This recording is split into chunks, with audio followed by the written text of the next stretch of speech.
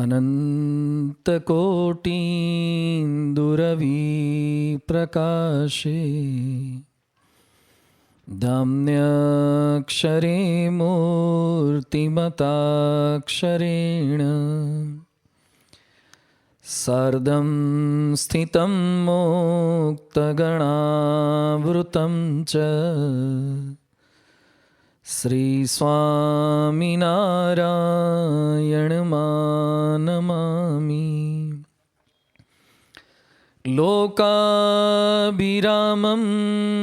रणरङ्गधीरं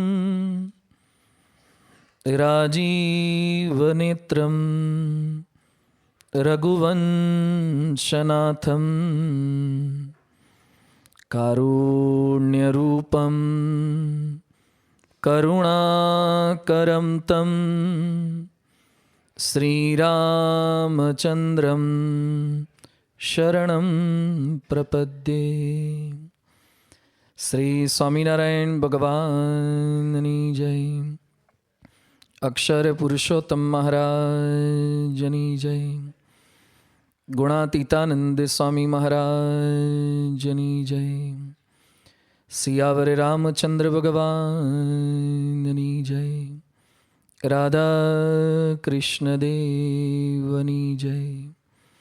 पवन सुत हनुमाननी जय।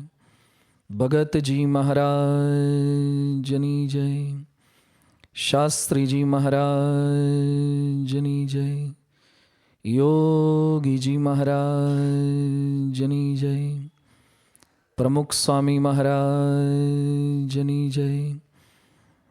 प्रगट गुरु हरि महंत स्वामी महाराजनी जय। प्रमुख स्वामी महाराज शताब्दी महोत्सवनी अक्षरदेरी सार्ध शताब्दी महोत्सवनी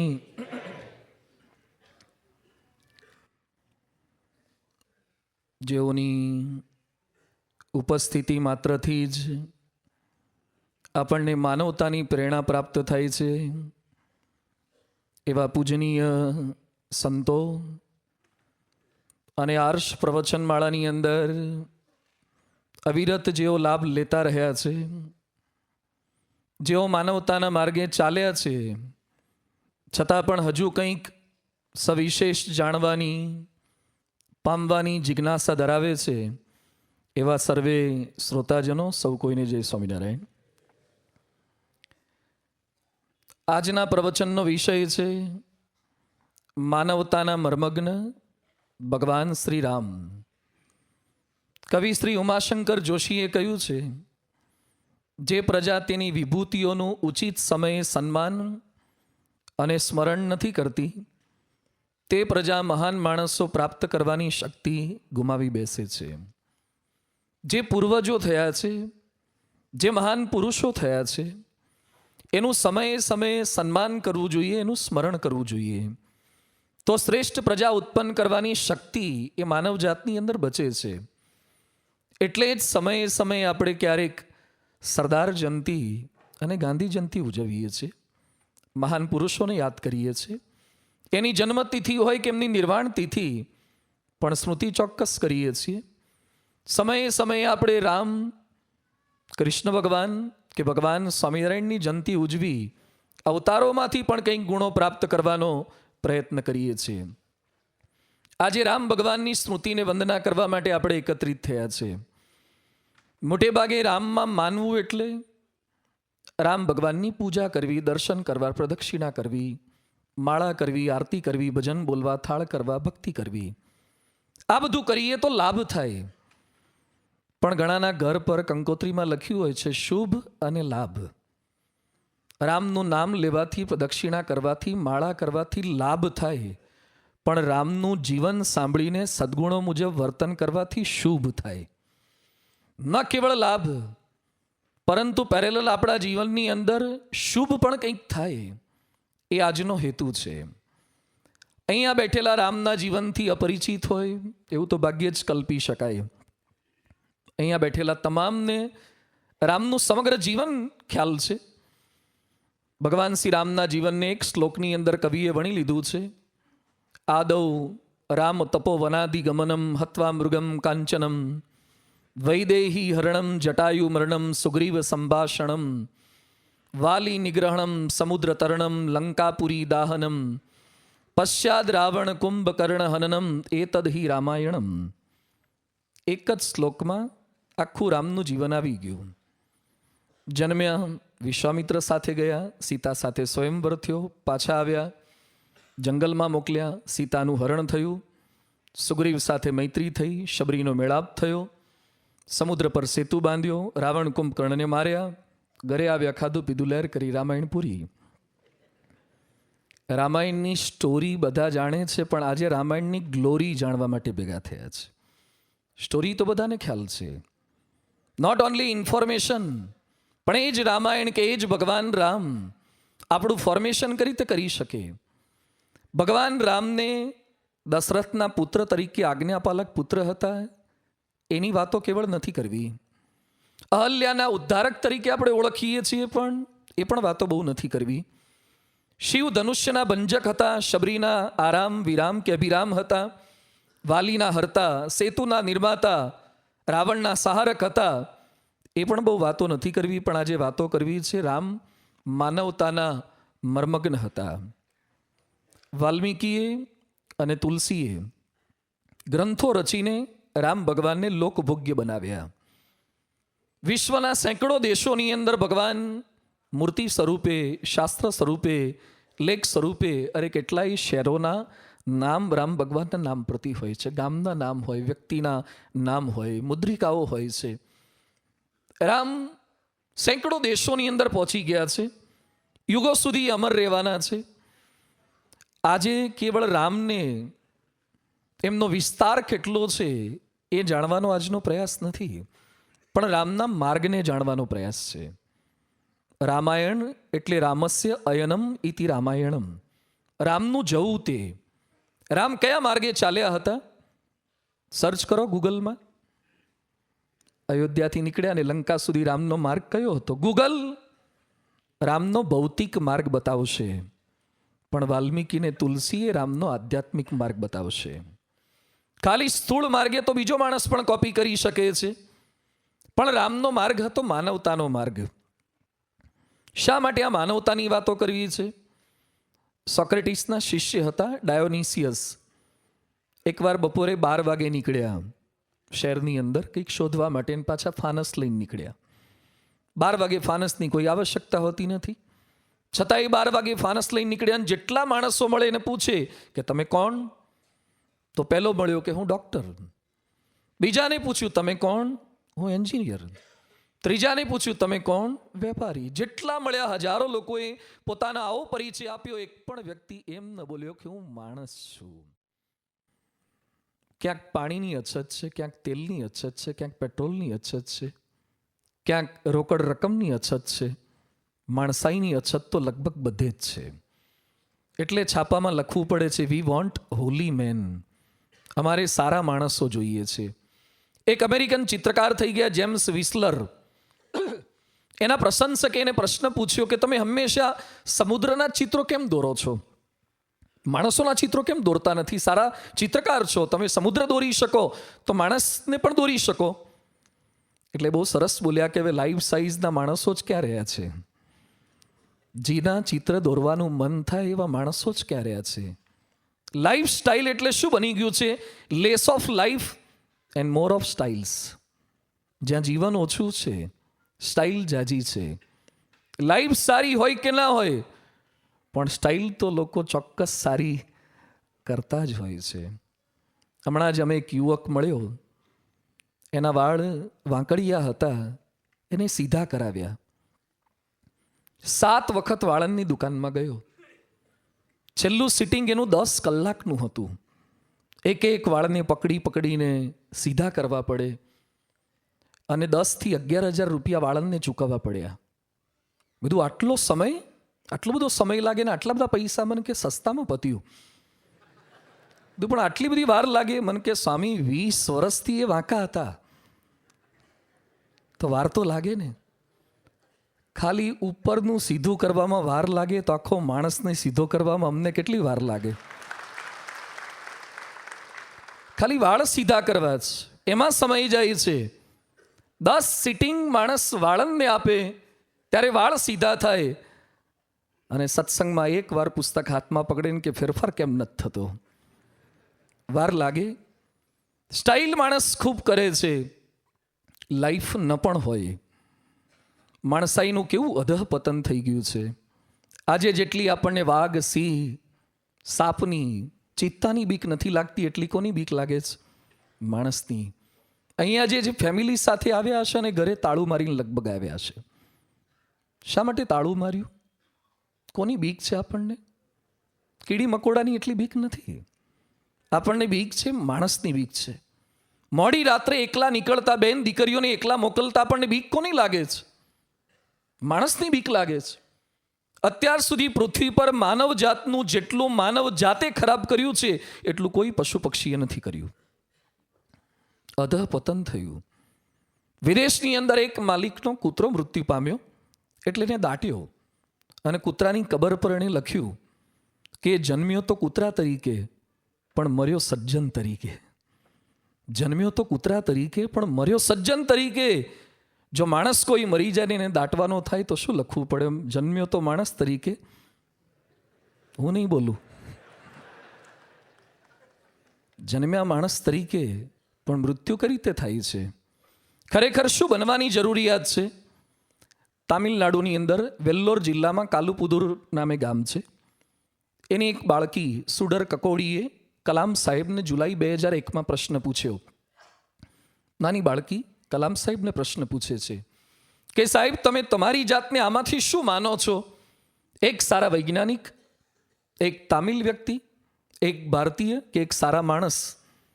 કલામ શું બોલ્યા હતા? સારા માણસમાં બાકીના 3 આવી જાય છે. હું મારી જાતને સારો માણસ માનું છું ને સારો માણસ બનવાનો પ્રયત્ન કરું છું. જરૂર છે સારા માનવ બનવાની. માનવતાની શિક્ષાને દીક્ષા આપનાર હતા ભગવાન રામ, જેના નામ માત્રથી વાલીઓ બદલાયો. નામ માત્રથી, રામ નામ બોલવાથી વાલીઓ વાલ્મીકી બન્યો. જે માણસ મારતા ક્યારેય નહોતો અચકાતો એ ક્રૌંચ પક્ષીનો વધ જોઈ અને વ્યથિત થઈ ગયો. શોકઃ શ્લોકત્વમ આગતઃ. શોક એનો શ્લોકની અંદર પરિવર્તિત થઈ ગયો. જેના સાનિધ્ય માત્રની અંદર લોકોને ભયની અનુભૂતિ થતી હતી, એ જ વાલ્મીકીના આશ્રમમાં સગર્ભા સ્ત્રીતા સીતા એ નિર્ભયતાની અનુભૂતિ કરે. જે કુસંસ્કારી હતો એના જ આશ્રમમાં રામના જ બાળકો લવકુશને સંસ્કારની દીક્ષા અપાય. કેટલું પરિવર્તન! કઈ કક્ષાનું પરિવર્તન! એ રામનો પ્રભાવ ને પ્રતાપ હતો. ભગવાન શ્રી રામ માટે રામાયણમાં લખાયું છે, રામ એક તાપસ્તીય તારી, નામ કોટી શત કુબુદ્ધિ ઉધારી. રામે પોતાના જીવનની અંદર એક શિલાનો સ્પર્શ કર્યો અને અહલ્યા પાછી કરી પતિત પાવની પોતે બન્યા હતા. એમના વ્યક્તિગત સ્પર્શથી એક સ્ત્રી તરી હશે, પણ એના નામથી તો લાખો લોકો તરી ગયા છે. લાખો લોકો પરિવર્તન પામ્યા છે. ઘણીવાર આપણે ગુજરાતીમાં બોલીએ છીએ કે રામ નામે પથરા તરે. ઇતિહાસ છે, પણ અત્યારે પથરાને તરાવવાની ક્યાં જરૂરિયાત છે? હવે તો બોટોય તરે છે, સબમરીન તરે છે, ઘણું તરે છે, ઉડે છે. પથરા તાર્યા એ રામની મોટપ નથી, પણ પથરા જેવા જીવોને તાર્યા ને એ એમની મોટપ છે. પથ્થર જેવા જળ સંજ્ઞાને પામેલા એવા માણસોને માનવતા બક્ષી છે, એમની મોટપ છે. નીલકંઠવાણીએ સિંહને વશ કર્યો, વિડીયોમાં આપણે જોઈએ છીએ. લોકો રાજી થઈ ગયા, સિંહ વશ કર્યા. પણ નીલકંઠ શું બોલ્યા કે આવા એક સિંહને નહીં, મારે તો ગુજરાતમાં જઈને નરસિંહને વશ કરવા છે. જે નરમાં સિંહત્વ પડેલું છે એ લોકોને મારે વશ કરવા છે. યોગીજી મહારાજને કોઈ કે સમાચાર આપ્યા કે બાપા, વડાપ્રધાન કેનેડીનું મૃત્યુ થયું છે, અને જો આપ ઐશ્વર્ય વાપરીને ચમત્કાર કરો ને એમને જીવતા કરી દો ને તો પરચો થઈ જાય, લોકોને ખૂબ ભાવ થઈ જાય. યોગી બાપા કે આજે આપણે એકને જીવતા કરીએ તો કાલે લોકો કૂતરા ને ગધેડા ને ઘોડા બધું લઈ આવે. આપણે મરેલાને જીવતા કરવા નથી આવ્યા, પણ જે જીવતા મરેલા છે ને એને પાછા જીવતા કરવા છે. જે જીવતા મરેલા છે, ભજ્યો નહીં ભગવાન મૂરખ જીવતા મર્યો, એની અંદર માનવતા બક્ષવી છે. મહાપુરુષોના જીવનનો મોટો ચમત્કાર એ પથ્થરને તરતા કરે નથી, એ મરેલાને જીવતા કરે નથી. જેની મુમુક્ષુતા માનવતા મરી પરવારી છે એને જાગૃત કરી શકે એ મોટો ચમત્કાર છે. રામના જીવનમાં કેટલાક ચમત્કારોનો ઉલ્લેખ વાલ્મીકીમાં કે તુલસીમાં આવે છે. એ ચમત્કારો, એ ચરિત્રોની વાતો નથી કરવી, પરંતુ એમની માનવતાને આપણે માણવી છે. ભગવાન હતા, પરંતુ એ માનવ તરીકે જીવ્યા છે. માનવીય મર્યાદાઓ માનવોની વચ્ચે, માનવીય સ્વભાવોની વચ્ચે રહ્યા છે, છતાં પણ એમને સંપૂર્ણ માનવતા દાખવી છે. એને આપણે સમજવી છે. માનવતાના મર્મને સમજીએ પહેલાં માનવતાને સમજીએ. માનવતા બહુ વિશાળ શબ્દ છે, શબ્દ નાનો છે, પણ વ્યક્તિએ પરિભાષા બદલાઈ શકે છે. પણ સાર સ્વરૂપે સમજીએ તો નક્ષિક પવિત્રતા એટલે માનવતા, પ્રામાણિકતા એટલે માનવતા, નિયમ પ્રત્યેની પ્રતિબદ્ધતા એટલે માનવતા, પરોપકારિતા એટલે માનવતા, પરસંવાદિતા એટલે માનવતા, અને બધું કરવા છતાં પરમાત્મનિષ્ઠા એટલે માનવતા. આ માનવતા છે.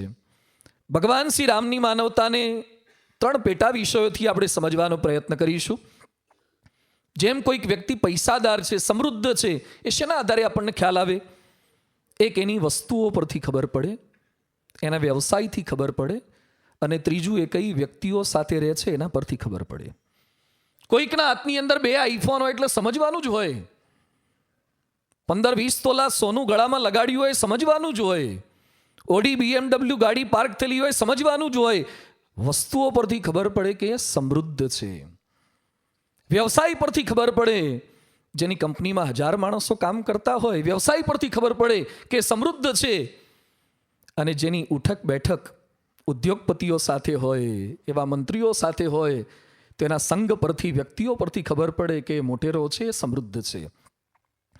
એમ રામ ભગવાનની માનવતા એ કયા વિષયથી આપણે સમજી શકીએ?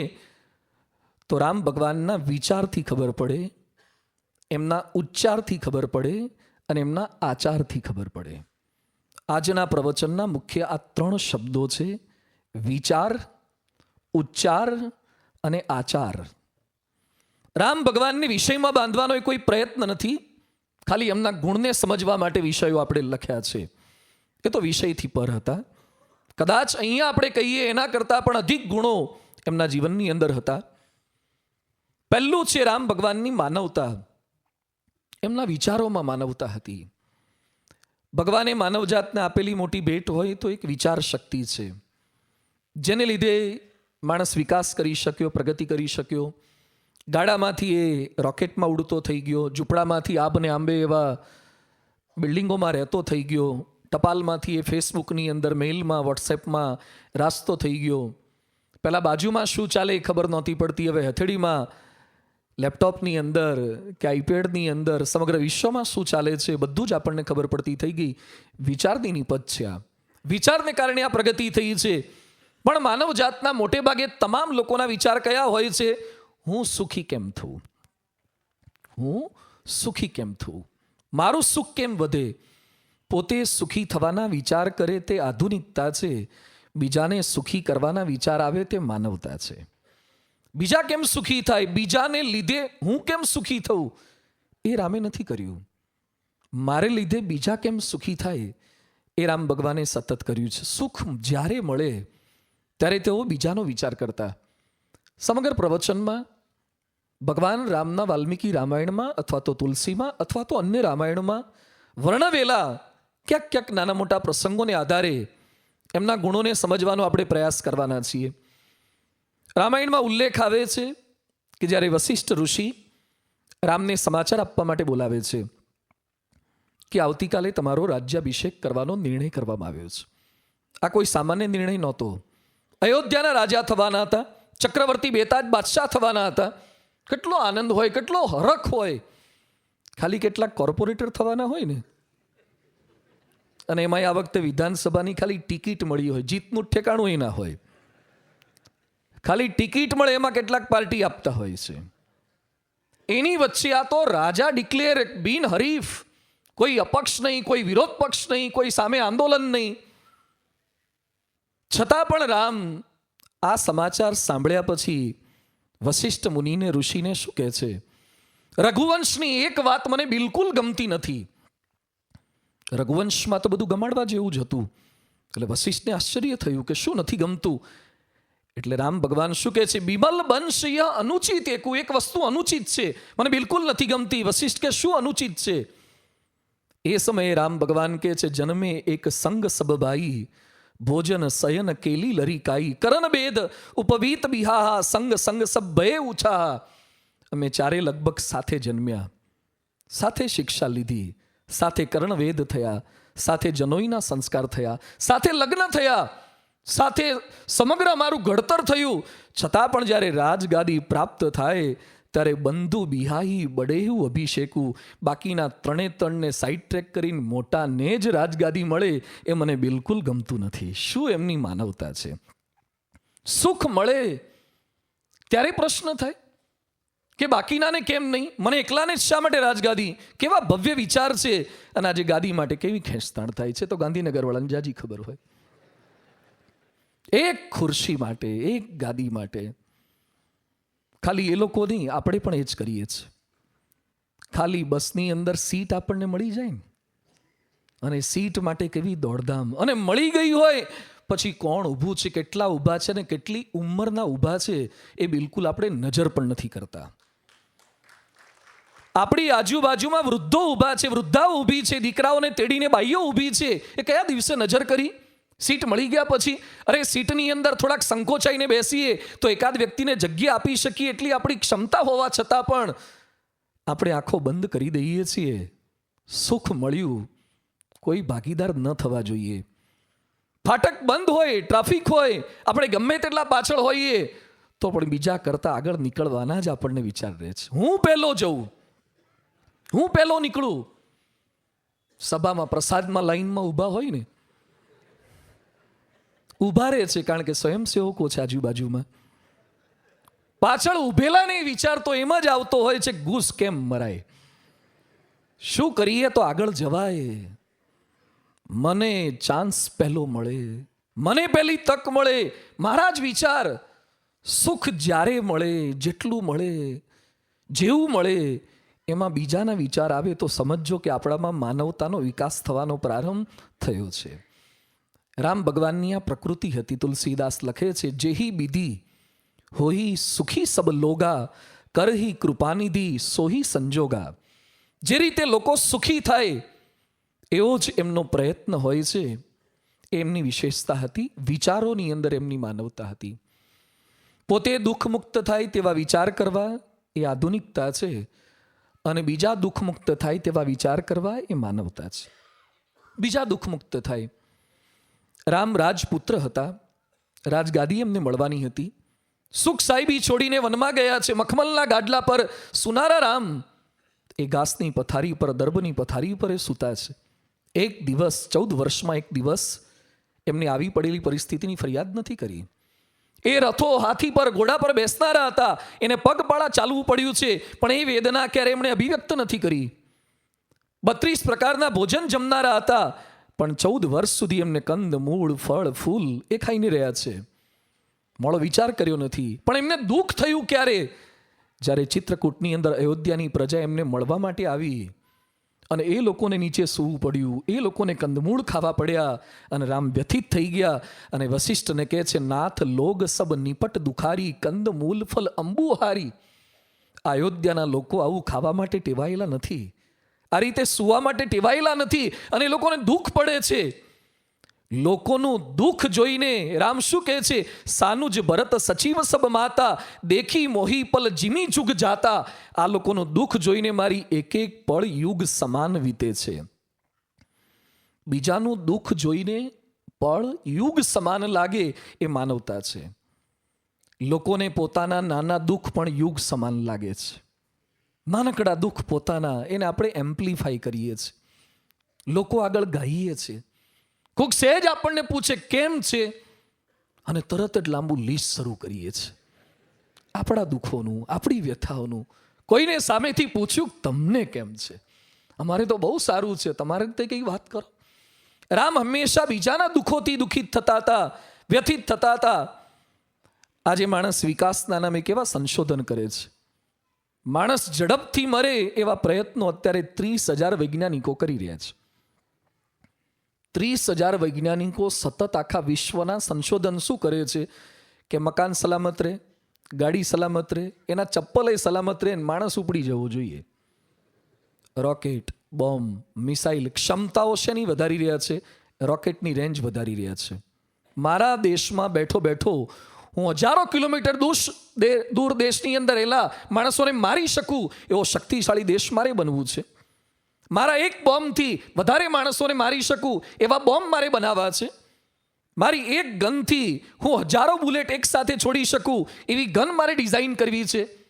ટેકનોલોજીનો ઉપયોગ માણસને સુખી કરવા માટે નહીં પણ માણસને દુઃખી કરવા માટે કરી રહ્યા છે. બીજાના દુઃખ જોઈને કેટલાક રાજી થાય છે. દુઃખે દુઃખી થવું તે માનવતા છે. દુઃખમાંથી સુખ માટે પ્રયત્ન કરી આપવો એ તો એના કરતાં પણ અધિક માનવતા છે. પરમ પૂજ્ય પ્રમુખ સ્વામી મહારાજ 90ના વર્ષની અંદર લંડનમાં બિરાજમાન હતા અને રાત્રે 1:30-2 વાગે અચાનક જાગી ગયા. સેવકે જાગીને જોયું તો સ્વામીજી પ્રાર્થના કરતા હતા, તાળી વજાડીને ધૂન કરતા હતા હળવે સાદે. અડધો કલાક સુધી ધૂન ચાલી. સુવા જતા હતા, હાથ આપ્યો, ખબર પડી ગઈ. પૂછ્યું શું કરો છો? કંઈ નહીં, છુપાવવાનો પ્રયત્ન કર્યો, છતાં પણ આગ્રહ કર્યો. ત્યારે સ્વામીજી શું બોલ્યા કે ગુજરાતમાં દુકાળ છે, વરસાદ નથી પડતો, દિવસે તો સમય નથી રહેતો, તો રાત્રે ભગવાનને પ્રાર્થના કરું છું કે ગુજરાતમાં દુકાળમાં કોઈ દુઃખી ન થાય, ભગવાન સાનુકૂળતા કરી આપે. લંડનની ઠંડીમાં રાતના 1:30-2 વાગે ગુજરાતમાં જે દુકાળથી દુઃખી જ છે બધા જ સૂતાતા, અને જે સુકાળમાં સૂતાતા એ રાત્રે જાગી જાગીને ભજન કરે છે, પ્રાર્થના કરે છે. 87ના સાલમાં પ્રમુખ સ્વામી મહારાજ રાજકોટથી થોડેક આગળ બેડી રતન પર પધાર્યા અને પેલા એક પાંજરાપોળની અંદર એક બળદની આંખમાં આંસુ જોઈ ગયા અને પ્રમુખ સ્વામી મહારાજ ખૂબ વ્યથિત થઈ ગયા. સંતોને બોલાવ્યા અને સ્વામી કહે છે આપણે બળદો માટે કંઈક કરવું છે. એટલે આપણો વિષય છે બળદો કંઈક. સ્વામી કે બળદો માટે કંઈક કરીએ, કેટલ કેમ્પ ખોલીએ. લગભગ 5 જેટલા કેટલ કેમ્પ ખોલ્યા, 10,000થી વધારે બળદોને સાચવ્યા. સ્વામી કે મારા તમામ સંતોને હું બળદોની સેવામાં જોડી દઈશ. અન્નકૂટના ઉત્સવો સામાન્ય કર્યા, પરંતુ સંતોને, કાર્યકર્તાઓને બળદોની સેવામાં જોડ્યા. જે એક પશુનું, પક્ષીનું દુઃખ સહન ન કરી શકે, કોઈને દુઃખી જોઈ શકતા નથી. પ્રમુખ સ્વામીજીને પૂછ્યું કે આપને કયો વિચાર ક્યારે નથી આવ્યો? કોઈ દુઃખી થાય એવો ક્યારે અમને વિચાર નથી આવ્યો. બીજાના ભલામાં આપણું ભલું. ભગવાન શ્રી રામના જીવનમાં આ હતું. પોતાના સુખમાં પણ એમણે બીજાના વિચાર કર્યા છે અને બીજાના દુઃખની અંદર પણ પોતે કરી તે મદદરૂપ થઈ શકે એ વિચાર કર્યા છે. આ એમની વિચારોમાં માનવતા હતી. પ્રથમ વિષય છે વિચારોમાં માનવતા. બીજો વિભાગ છે રામના ઉચ્ચારોમાં માનવતા. ભગવાને માણસને આપેલી બીજી વિશિષ્ટ કોઈ ભેટ હોય તો આપણી વાણી છે, આપણા ઉચ્ચારો છે. બીજા પશુ પક્ષી કંઈક ને કંઈક બોલી શકે છે, વિચારી શકે છે, પણ આપણા જેવી વાણી, આપણા જેવા ઉચ્ચારો, આપણા જેવા પ્રકારો એ ભગવાને બીજા કોઈને નથી આપ્યા. પણ છતાં હૃદય પર હાથ મૂકીને કહો કે સવારથી સાંજ સુધી આપણા ઉચ્ચારો કેવા હોય છે? પામરતા ભર્યા, પશુતા ભર્યા અને ક્યારેક તો દાનવતા ભર્યા.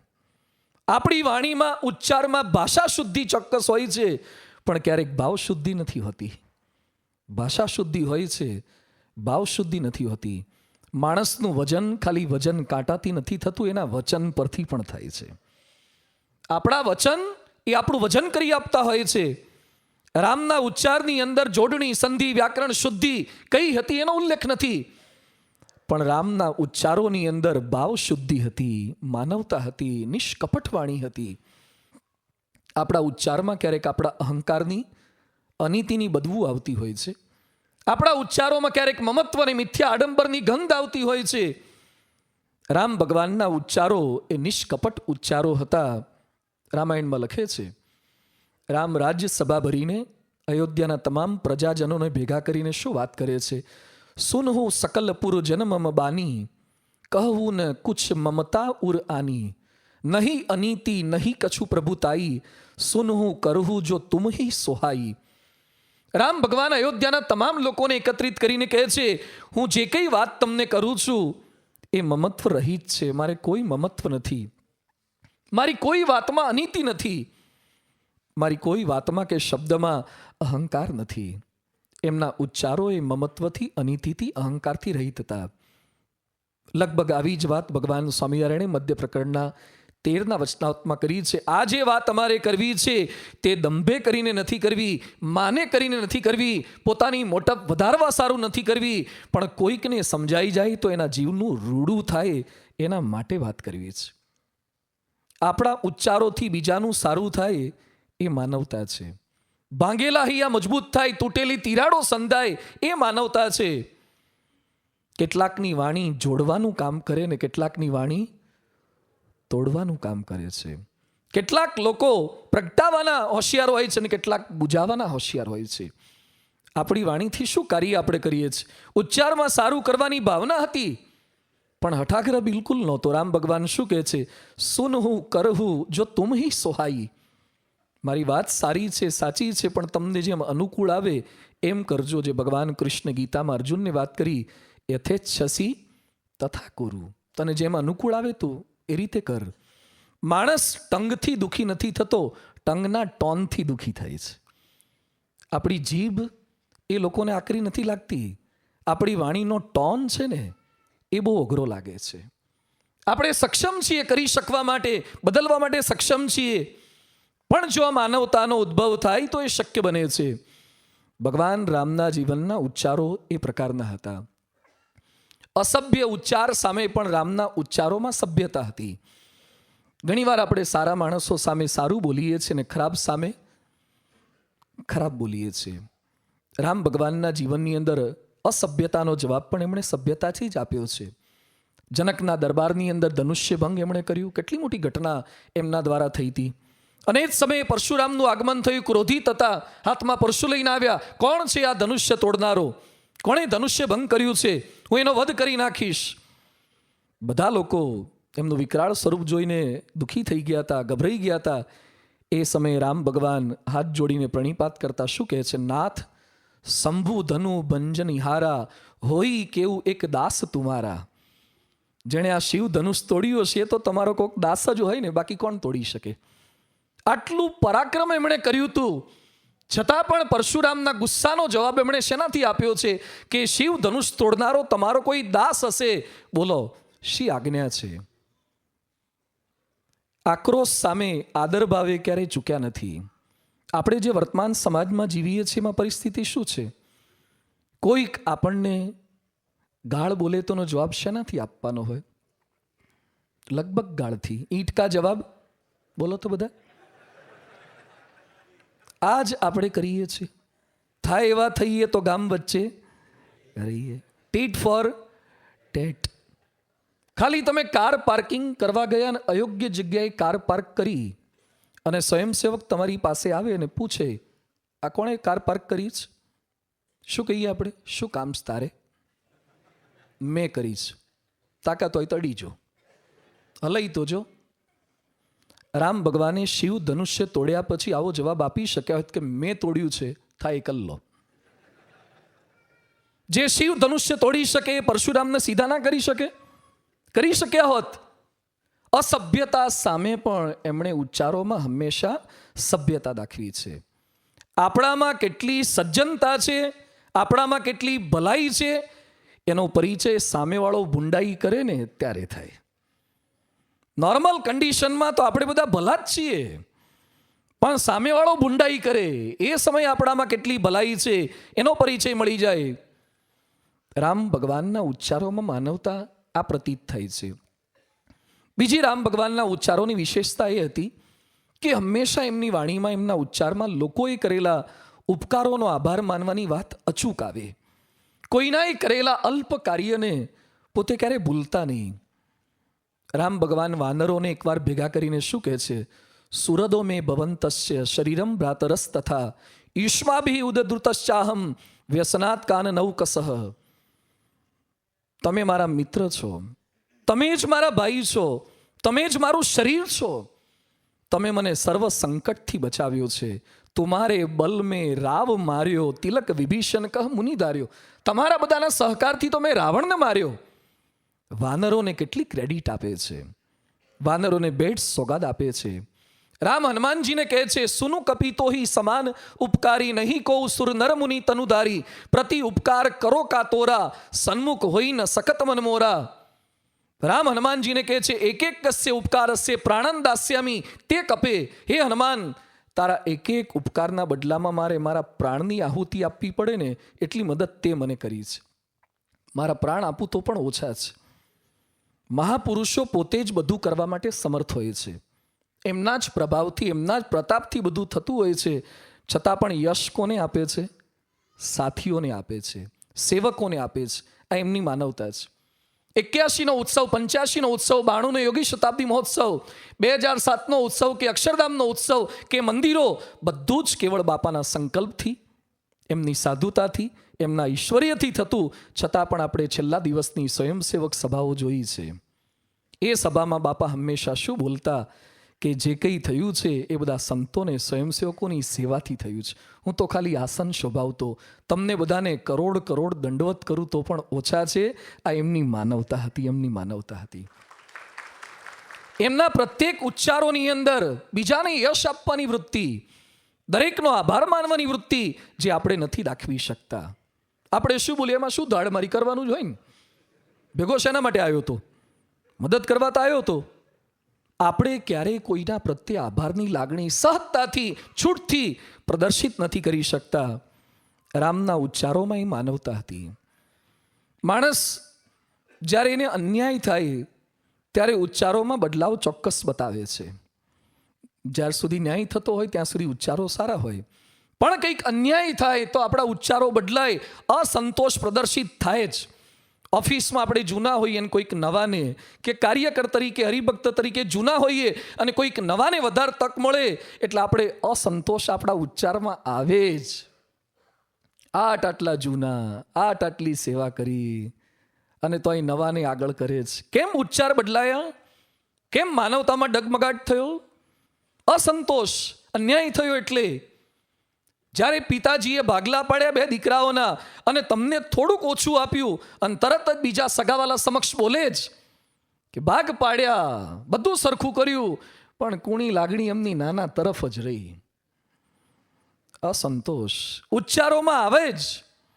અરે ભગવાનને પણ આપણે બાકી નથી મૂકતા ને. આટલી મહાપૂજા કરી, પ્રદક્ષિણા કરી, અભિષેક કર્યા, તો એ હામું જ નથી જોતા. આપણા ઉચ્ચારોમાં આપણે ભગવાનને પણ છોડતા નથી. અસંતોષ. રામને અન્યાય થયો છતાં પણ એમના કોઈ ઉચ્ચારોમાં ક્યારે અસંતોષની લાગણી નહોતી દેખાતી. વનવાસની આજ્ઞા થઈ, રાજ્યને બદલે એમને વનમાં જવાનું હતું. આ સમાચાર રામ ભગવાન કૌશલ્યાને આપવા માટે એમના કક્ષમાં ગયા.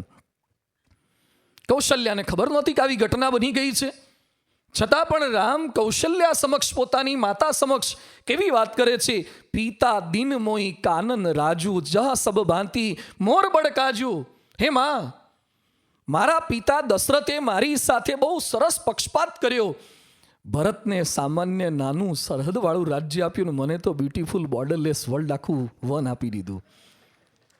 મને સંત સમાગમ કરવાની બહુ ઈચ્છા રહેતી. હું રાજ્યમાં રહેત તો સંતો જ્યારે રાજ્યમાં આવે ત્યારે સંતોનું સમાગમ થાત. મુનિ મન મિલનું વિશેષી બન સબહી ભાંતિ હિત મોર. મને ઋષિ મુનિઓની વચ્ચે જ મૂકી દીધો એટલે હું રોજ સંત સમાગમ કરી શકું. અન્યાય થયો તો પણ એમની વાણીમાં ક્યારે અન્યાય બતાવ્યો? આપણે ક્યારેક બહાર જાહેરમાં ન બોલીએ, પણ જે પોતાના હોય ને એને તો કહી જ દઈએ. બારણું બંધ કરીને કહીએ, ધીમેથી કહીએ, પણ કહીએ તો ખરા જ. અને જ્યાં સુધી કુકરમાંથી વરાળ ના નીકળે ને ત્યાં સુધી મજા નથી આવતી. કેટલાકની સીટી જાતે ઊંચી ના થાય, સાણસી ભરાઈને ઊંચી તો કરે જ છે, વરાળ બહાર કાઢે જ છે. રામ ભગવાને ક્યારેય પોતાની સ્ટીમ, પોતાની વરાળ કોઈની આગળ ઠાલવી નથી. અન્યાય કરનાર વ્યક્તિ જ્યારે પ્રત્યક્ષ મળે તો પછી બાકી ન જ મુકાય ને. જેણે આપણને અન્યાય કર્યો હોય અને એની સામે આપણી સત્તા હોય, સામર્થ્ય હોય, બોલવાની તક હોય, ત્યારે પણ રામ પોતાના ઉચ્ચારોમાં ક્યારેય માનવતા ચૂક્યા નથી. વનવાસ પછી કૈકેયીને પહેલી વાર મળ્યા ને રામ ભગવાન શું બોલ્યા? તાત સ્નેહો ભરત મહિમા પૌરુષમ વાયુ સુને સખ્યમ ચાપી પ્લવગન રૂપતે ક્વાપી સૌમિત્ર ભક્તિ સીતા સત્યમ નિજ ભુજબલમ વૈરીણામ વૈરી ભાવો જ્ઞાતમ સર્વમ તવ ચરણયોહો માત રેશ પ્રસાદ. હે માં, તમે મને જંગલમાં મોકલ્યો એમાં તો બહુ મોટો લાભ થઈ ગયો. મને પિતાનો પ્રેમ ખબર પડી, ભરતનો મહિમા સમજાયો, સુગ્રીવનું મૈત્રી ભાવ સમજાયો, હનુમાનનું આ સમજાયું, બધું આખું લિસ્ટ આપ્યું. હે મા, તમે મારા પર અનહદ ઉપકાર કર્યો. 14 વર્ષ સુધી જેને લીધે કારકિર્દી આખી બગડી ગઈ, યુવાન અવસ્થા આખી રજડી ગઈ, છતાં પણ રામ પ્રથમ વખત મળ્યા પછી એક વાક્ય પણ ખરાબ બોલે છે. જેણે આપણું બગાડ્યું હોય અને એ સામો મળે ત્યારે આપણા ઉચ્ચારો કેવા હોય? જેણે આપણું બગાડ્યું હોય એ સામે મળે છતાં પણ આપણા ઉચ્ચારોમાંથી સભ્યતા ક્યારે વિલીન ન થાય, એ આપણી માનવતા છે. ઘણા માણસો પોતાને થયેલા અન્યાયની વાત ન કરે પણ બીજા કરે ને તો રાજી થાય. ઘણીવાર પોતે આપણા અન્યાયની વાત ન કરીએ પણ કોક કરે ને તો રાજી થાય. ઘણા બીજા દ્વારા કરાવડાવે, ચાલુ રખાવડાવે અને મનમાં માને કે આ મને સમજ્યો. મને કેટલી તકલીફ છે એવું આજ સુધી કોઈ સમજી શક્યું નથી. રામ ક્યારેક ખરાબ ઉચ્ચાર પોતે બોલ્યા નથી પણ બીજાએ ખરાબ ઉચ્ચારો કર્યા છે ને અટકાવ્યા છે. લક્ષ્મણ પિતા માટે ઘસાતું બોલ્યા, ક્યારેક દશરથ માટે ઘસાતું બોલ્યા, અને જેવું રામે આ વાત સાંભળી અને તુલસીદાસ લખે છે, પુની કછુ લખન કહી કટુબાની, પ્રભુ બરજે બડ અનુચિત જાની. હે લક્ષ્મણ, પિતાજી માટે ક્યારે ઘસાતું નહીં બોલવાનું. 14 વર્ષ જંગલમાં મોકલ્યા પણ લક્ષ્મણ બોલતા હતા, હું ક્યાં બોલતો હતો? લક્ષ્મણ બોલતા હતા. ઘણા લોકો લાંચ લે ને તારે શું કે હું લેવા ન જ જતો, આપી જઈશ. અમે ક્યાં લેવા ગયા? આપી જાય એમાં અમારો શું વાંક? લક્ષ્મણ બોલે છે, હું તો ખાલી સાંભળું છું. રામે એમને અટકાવ્યા છે. લક્ષ્મણ ભરતનું ઘસાતું બોલ્યા, રામે એ સમયે પણ એમને અટકાવ્યા છે. ભરત કૈકેયીની નિંદા કરતા હતા, રામે ભરતને પણ અટકાવ્યા છે. જેની હાજરી માત્રથી, જેની ઈચ્છા માત્રથી, જેના સંકલ્પ માત્રથી માણસના ઉચ્ચારો બદલાઈ જાય ને, એવી રામની માનવતા હતી. આપણે તો માનવતા દાખવીએ તો સારું છે, પણ આપણી ઉપસ્થિતિ માત્રથી લોકો માનવતા દાખવવા માંડે ને, એ આપણી માનવતા છે. આપણે ચોરી ન કરીએ એ તો માનવતા છે જ, પણ આપણે જ્યાં ઊભા હોય ને ત્યાં બીજાને ચોરી કરવાનું મન ના થાય ને, એ માનવતા છે. પ્રમુખ સ્વામી મહારાજ એ તો નક્ષિક પવિત્ર હતા. પ્રમુખ સ્વામી જ્યાં ઊભા હોય ત્યાં તો માણસના વિચારો બદલાઈ જાય, પણ પ્રમુખ સ્વામી મહારાજનો ફોટો રાખ્યો હોય ને એના વિચારો બદલાઈ જાય. આ એમની માનવતા હતી. કયા લેવલની આ માનવતા હશે? માણસને જ્યારે સફળતા મળે ત્યારે તેના ઉચ્ચારમાં ઘમંડ અને અહંકારનું સામ્રાજ્ય છવાઈ જતું હોય છે. રામ ભગવાન એનાથી પણ બાકાત હતા. પરીક્ષામાં સારા ટકા આવે, ક્રિકેટમાં વર્લ્ડ કપમાં કંઈક જીત થાય, ધંધામાં સફળતા મળે, ચૂંટણીની સફળતા મળે, હમણાં જ મળી છે. હંમેશા ક્યાંય પણ સફળતા મળે એટલે આપણે ક્રેડિટ કોને આપીએ છીએ? બુદ્ધિ, પુરુષાર્થ, આયોજન, દીર્ઘદ્રષ્ટિ, એને ક્રેડિટ આપીએ અને લોકોને દ્રઢ કરાવીએ કે હું કહેતો હતો ને, ઘણા 18મી રિઝલ્ટ આવ્યું ત્યારે ઘણા બોલ્યા છે, મેં પહેલેથી જ કીધું હતું આ જ થવાનું. જાણે એના શબ્દથી સરકાર બની હોય ને એટલી દાદાગીરીથી વાત કરે. હું બોલતો જ તો આ જ આવે, આ ના જ આવે. એને 1% પણ કોઈ વ્યક્તિને જીતાડવા માટે પ્રયત્ન ન કર્યો હોય, પાછો વોટ આપવા ના ગયો હોય, તો એ પાછો છાતી ઠોકીને કે હું બોલતો જ તો એમ જ થાય. માણસ પોતાને લીધે થાય એમ બોલે છે ને બીજા પાસે બોલાવડાવે છે. રામ ભગવાન રાવણના વધ પછી દેવતાઓ દર્શને આવ્યા ત્યારે ગ્રંથોમાં ઉલ્લેખ છે કે રામ દેવતાઓને શું કહે છે? હું તો પોતાને દશરથનો પુત્ર જ માનું છું, રામ નામે એક મનુષ્ય જ માનું છું. પરાક્રમ ઢાંકે છે. ઘણા માણસોને અતિ સફળતા મળે ને ત્યારે શું કે માણસનું આ કંઈ ગજું જ, માણસ આ ના કરી શકે. એમ બોલીને શું કહેવા માંગે છે કે હું માણસથી લગભગ પર છું. સામાન્ય માણસ આ ના કરી શકે. જે મેં કર્યું છે સામાન્ય માણસનું ગજું નહીં. એમ કરીને પોતે માનવથી અતીત થવાનો પ્રયત્ન કરે. જુલિયસ સીઝર જ્યારે યુદ્ધ જીતીને આવતા ને સરઘસ એનું નીકળતું, વિજય સરઘસ નીકળે, જેમ રોડ શો કેટલાક નેતાઓના થાય છે ને, તેમ જુલિયસ સીઝરનો રોડ શો થાય ત્યારે લોકો હાજી કરતા હોય, પુષ્પમાળા પહેરાવતા હોય, અબીલ ગુલાલની વર્ષા કરતા હોય અને ફાટું થવાય ને. અને એ સમયે જુલિયસના ગુરુ કે એમના વડીલ એની બાજુમાં ચાલતા અને જુલિયસની વાહ થતી હોય ત્યાં જુલિયસના કાનમાં થોડી વારે કહેતા, જુલિયસ તું ભગવાન નથી, જુલિયસ તું ભગવાન નથી, તારાથી ઉપર પણ કોઈક છે. ઘણાને બહુ સફળતા મળે ત્યારે પકડી રાખવા પડે. જેમ નોર્મલ ફૂંક મારીને ફુગ્ગો ફૂલાયો હોય ને તો બહુ ચિંતા ના હોય, પણ બગીચા આગળ જે પેલા ગેસના બાટલાનો ગેસ ભરાઈ ગયો હોય ને પછી તેને ઝાલી રાખવો પડે. જો સહેજ પકડ ઢીલી થાય તો ઉડી જ જાય, છટકી જાય. એમ કેટલાકમાં હવા ભરાય ને પછી ઝાલી રાખવા પડે છે. હવા ભરાય. રામમાં ક્યારેય સફળતાની હવા ભરાઈ નથી, એમના ઉચ્ચારોમાં નથી ભરાઈ. આ એમની માનવતા હતી. રાવણના વધ પછી સ્વર્ગસ્થ પિતાને ક્રેડિટ આપે છે. એમને અંજલિ આપતા કહે છે, તાત સકલ તવ પુણ્ય પ્રભાવ જીત્યો અજય નિશાચર રાવ. દશરથ તો મૃત્યુ પામી ગયા છે, છતાં એમને સ્વર્ગસ્થ પિતાને અંજલિ આપે છે કે તમારે લીધે હું કરી શક્યો છું. રાવણના વધ પછી જ્યારે અયોધ્યામાં પાછા પધાર્યા અને આગમન થયું વિજયાદશમી, રામ ભગવાન પૂરું કરીને દિવાળીના દિવસો જે આપણે ઉજવીએ છીએ ત્યાં પધાર્યા. લોકોએ આસોપાલવના તોરણ બાંધ્યા છે, દીપમાળાઓ પ્રજ્વલિત કરી છે, મિષ્ટાન દરેક ઘરે રાંધવામાં આવ્યા છે. લોકો રામનું સ્વાગત કરે છે. કેટલું ભવ્ય કાર્ય રામ કરીને આવ્યા છે. રામ તો રાવણનો વધ કરીને આવ્યા છે, લંકામાં વિભીષણની સ્થાપના કરીને આવ્યા છે. એવા સમયે કૌશલ્યા વિચાર કરે છે, હૃદય વિચારતી બારહી બારા કવન ભાંતિ લંકાપતિ મારા. મને પ્રશ્ન થાય છે કે મારા દીકરાઓ તો યુવાન છે, રાવણ તો બહુ મોટો યોદ્ધો છે, 10 માથાવાળો રાવણ છે. મારા આવા સુકુમાર દીકરાઓએ રાવણનો વધ કેમ કર્યો? રામ ધારત તો એમના ઉચ્ચારમાં બધું બોલી શક્યા હોત ને કે માતા પ્લાનિંગ હતું, પહેલેથી સ્ટ્રેટેજી ડિઝાઇન કરી હતી, વોર ડિપ્લોમેસી કરી હતી, અને પહેલેથી જે પ્રકારનું દરેકને મેં કામ સોંપી દીધું હતું. અને એણે બહુ પ્રયત્નો કર્યા, પણ છેવટે દીકરો તો તારો ને, એટલે મેં એને ફાવા ન દીધો. એક વાક્ય રામ આવું બોલ્યા નથી. રામ ભગવાન કૌશલ્યાના પ્રશ્નનો જવાબ શું આપે છે? વશિષ્ઠજી કુલ પૂજ્ય હમારે ઇનકી કૃપા દનુજરન મારે. મારા ગુરુ વશિષ્ઠની કૃપા થઈ એટલે હું રાવણનો વધ કરી શક્યો છું. ન તો વાલ્મીકી રામાયણમાં, ન તો તુલસી રામાયણમાં, ન તો ચંપુમાં, ન તો કોઈ ક્ષેપક રામાયણમાં ઉલ્લેખ આવતો હશે કે રામ યુદ્ધ કરવા માટે ગયા ત્યારે વશિષ્ઠે એક SMS કર્યો હોય, all the best, have a safe journey, જીતી જ જઈશ, વાંધો નહીં આવે.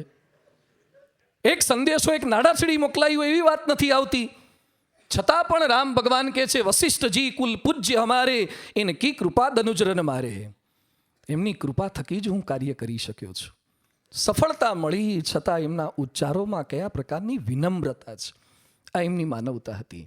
બાપા અક્ષરધામ બનાવે, એ ગાંધીનગરનું હોય, દિલ્હીનું હોય, છતાં પણ અક્ષરધામ ઉદ્ઘાટનની સભામાં વિશ્વના સેંકડો દેશોના લોકો લાઈવ જોતા હોય. એક બાજુ વડાપ્રધાન, એક બાજુ રાષ્ટ્રપતિ, એક બાજુ વિરોધ પક્ષના નેતા, એક બાજુ ગવર્નર, આટલા લોકો સામે બેઠા હોય છતાં પણ બાપા એક જ વાક્ય બોલે, અમારા ગુરુ યોગીજી મહારાજના સંકલ્પથી અક્ષરધામ થયું છે. આટલા સંતો એમનાથી આકર્ષાઈને, એમના જીવનથી આકર્ષાઈને એમના માટે દીક્ષા લે, છતાં પણ બાપા એમ બોલે કે યોગી બાપાથી બધા ખેંચાઈને આવે છે, યોગી બાપાના સંકલ્પથી બધા સાધુ થાય છે. બધું જ એ કરે છે, છતાં પણ એમના ઉચ્ચારોમાં આ પ્રકારની વિનમ્રતા છે, આ માનવતા છે. રામ ભગવાનના ઉચ્ચારોમાં ન તો દુરાગ્રહ હતો, ન તો ક્યારે અહંકાર હતો, ન તો અપકાર કરનાર પ્રત્યે, અન્યાય કરનાર પ્રત્યે ઉચાટ હતો. દરેકના ઉપકારોની વાતો એમણે કરી છે, દરેકના ગુણની વાતો એમણે કરી છે. એ રામ ભગવાનના ઉચ્ચારોમાં માનવતા હતી. અને ત્રીજી એમની માનવતા હતી એમના આચારમાં માનવતા, વિચારમાં માનવતા, બીજી ઉચ્ચારમાં માનવતા, અને ત્રીજી આચારમાં માનવતા. એક સંસ્કૃત સુભાષિતમાં લખ્યું છે, મનસી અન્યદ, વચસી અન્યદ, કર્મણી અન્યદ, દુરાત્મનામ. જે દુષ્ટ માણસો છે એ વિચારે છે જુદું, બોલે છે જુદું, અને કરે છે જુદું. પણ મનસી એકમ, વચસી એકમ, કર્મણી એકમ, મહાત્મનામ. જે મહાન પુરુષો છે એ જે વિચારે છે, જે બોલે છે એ જ કરે છે. ઘણા લોકો વિચારે સારું, બોલે પણ સારું, પણ એના વર્તનમાં ઘણો ભેદ દેખાય. રામની કથની અને કરણી એ બધું એક હતું, એ એમની માનવતા હતી. એમના આચારને સમજવાનો થોડોક પ્રયાસ કરીએ.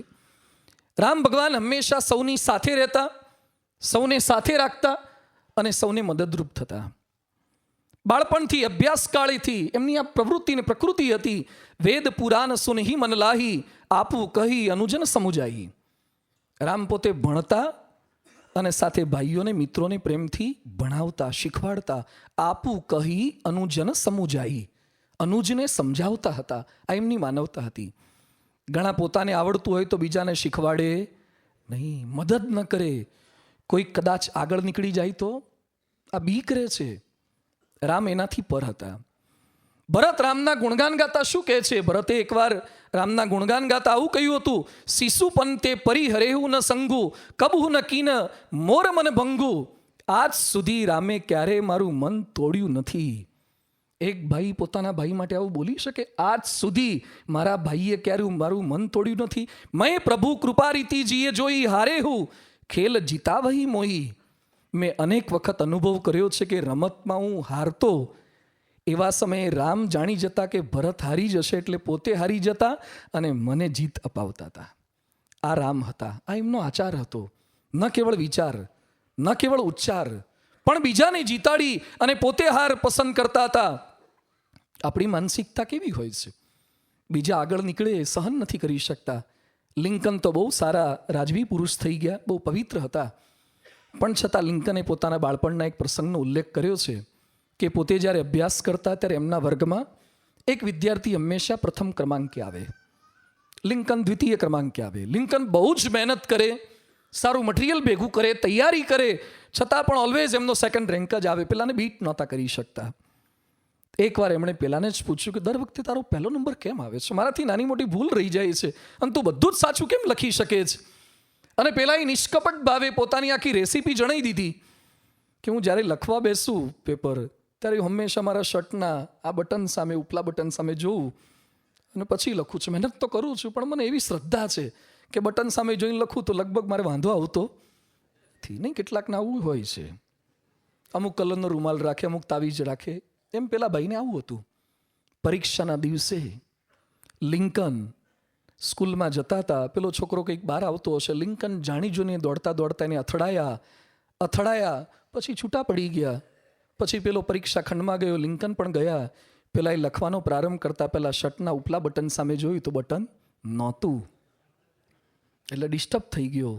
સાચું સારું પૂરતું લખી ન શક્યો એટલે એનો બીજો ક્રમાંક આવ્યો, લિંકનનો પહેલો ક્રમાંક આવ્યો. એ બટન કોણે તોડ્યું હતું? લિંકને તોડ્યું હતું.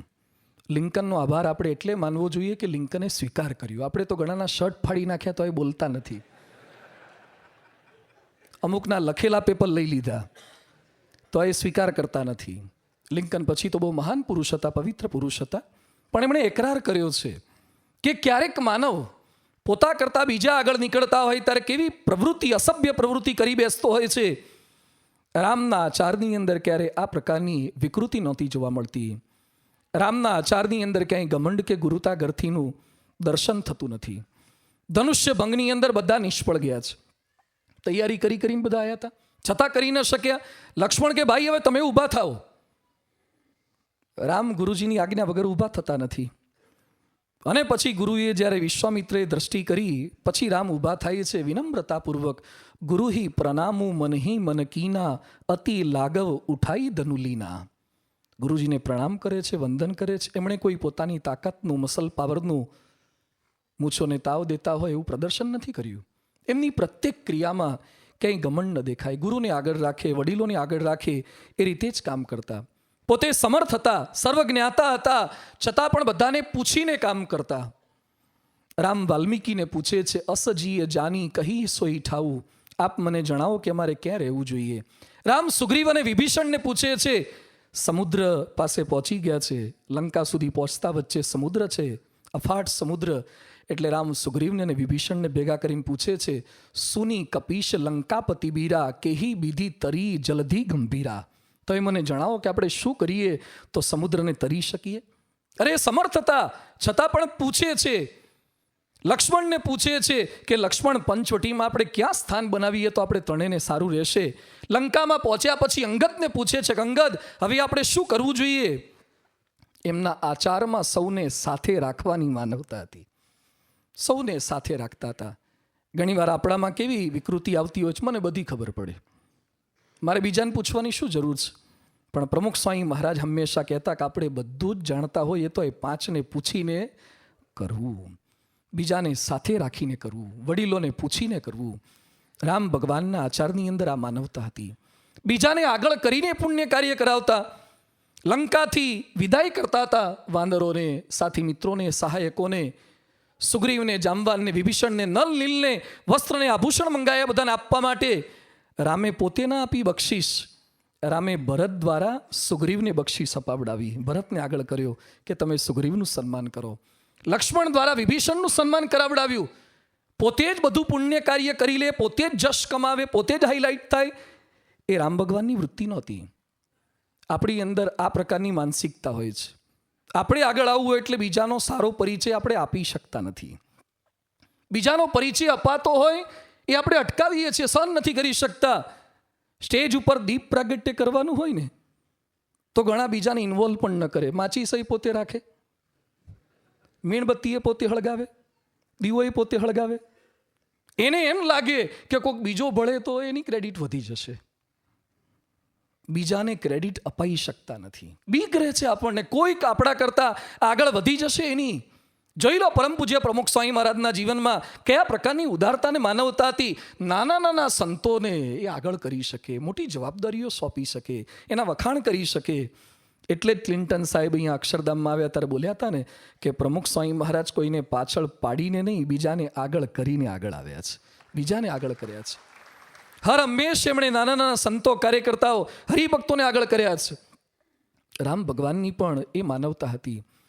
પોતે રાજા હતા છતાં પણ બીજા એમને કહી શકે, રોકી શકે એવી એ સામેથી છૂટ આપતા હતા. ઘણાનું વ્યક્તિત્વ જેવું હોય ને કે સાવ ખોટો હોય, એના નિર્ણય પણ સાવ ખોટા હોય. આપણે જાણતા પણ હોઈએ તો પણ કહેવાની હિંમત ચાલે નહીં, અને કહીએ તો સંબંધ બગડે, આપણને હેરાન કરે. રામ ભગવાન કયા પ્રકારની છૂટ પ્રજાજનોને આપે છે. અયોધ્યાવાસીને શું કહે છે? જો અનીતિ કછું ભાષો ભાઈ, હે ભાઈઓ, તમે મારી વાણીમાં, મારા વર્તનમાં ક્યારેક અનીતિ જોઈ જાઓ તો મોહી બરજોહું ભય બિસરાઈ, મને નિર્ભય થઈને કહેવાની તમને છૂટ છે.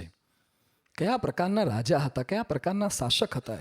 હું કંઈ અનીતિ કરું, કંઈ ખોટું કરું તો મને નિર્ભય થઈને અટકાવજો. યોગી બાપા કહેતા, મને કોઈ મારી ભૂલ બતાવે તે ગમે, જેથી આપણે સુધરાય.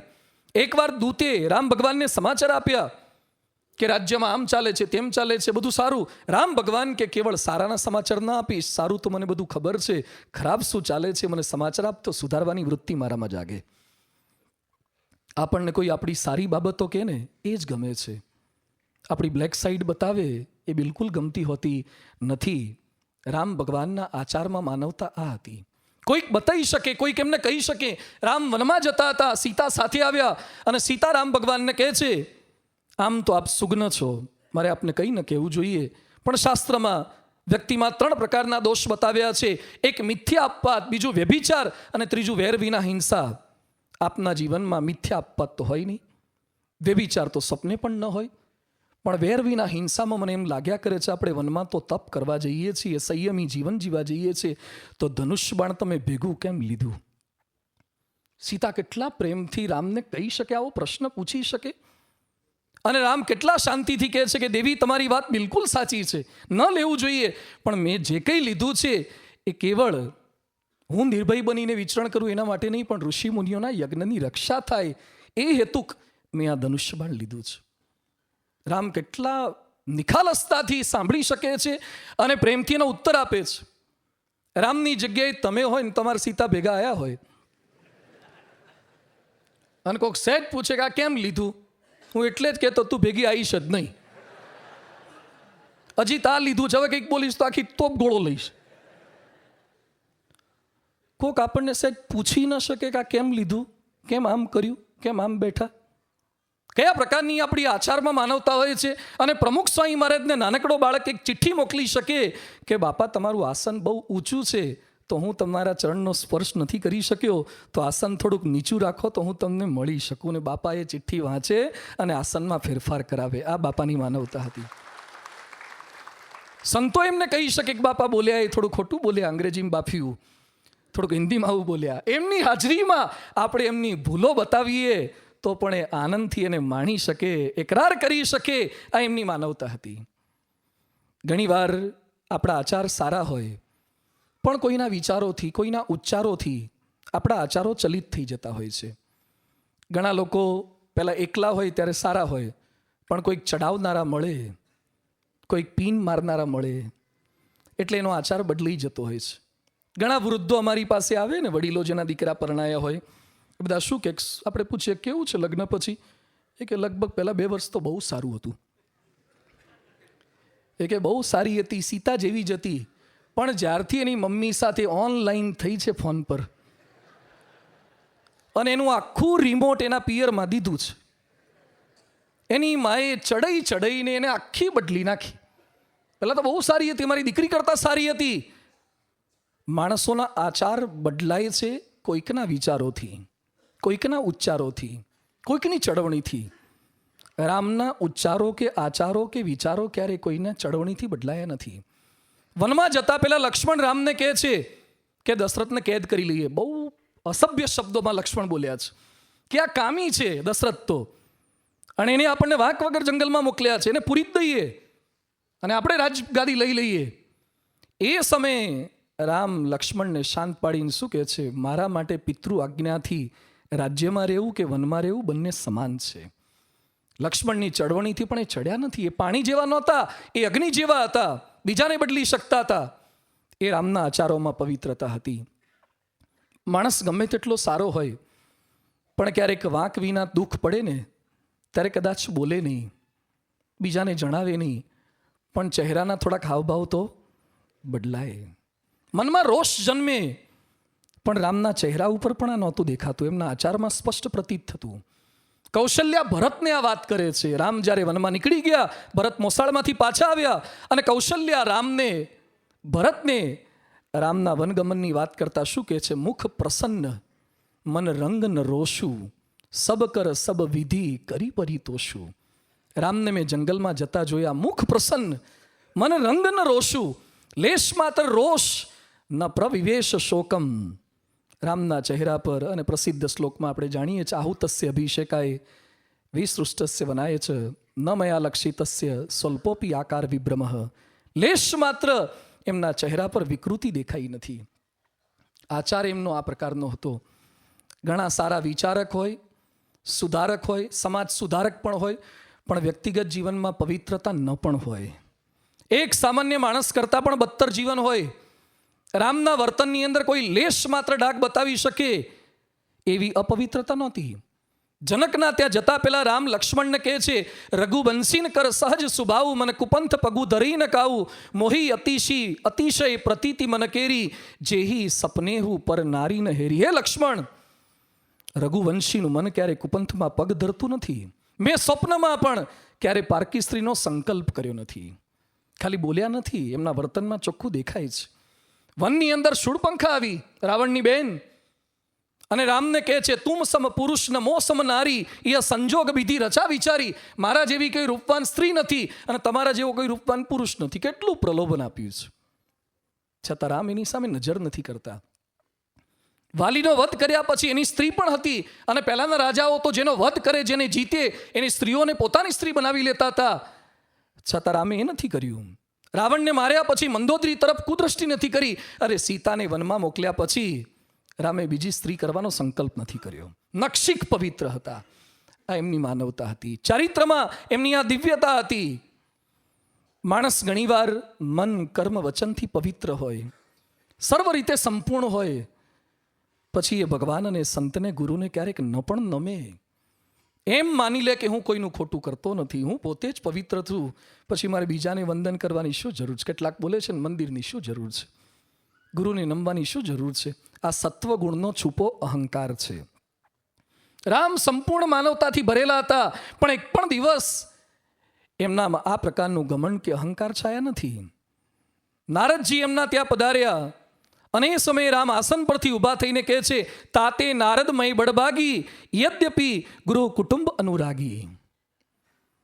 નારદનું આગમન થાય છે, સ્વાગત કરે છે. હવે રામના રાજ્યમાં તો સંપૂર્ણ શાંતિ હતી, એટલે આજે આપણે રામ રાજ્યની અપેક્ષા રાખીએ છીએ. રામાયણમાં લખ્યું છે, ત્યાં દંડ ક્યાં હતો? કેવળ ઋષિ મુનિના હાથમાં દંડ હતો, બાકી ક્યાંય દંડ નામનો શબ્દ સંભળાતો નહોતો. દંડ નહીં, સજા જ નહીં, દંડ ઋષિ મુનિના હાથમાં જ હોય. આવું રામ રાજ્ય હતું. એવા રામ પણ નારદજીને પ્રણિપાત કરે, વંદન કરે. રાજ્યાભિષેક પછી શૌનક વગેરે મુનિ મળવા આવ્યા. દેખી રામ મુનિ આવત હર્ષી દંડવત કીના. રાજ્યાભિષેક થયા પછી પણ ઋષિ મુનિઓને દંડવત કરી શકે, પોતાનું વસ્ત્ર પાથરીને એના પર બેસાડી શકે, આ રામની માનવતા હતી. રામ ભગવાનના આચારો આટલા પવિત્ર હતા.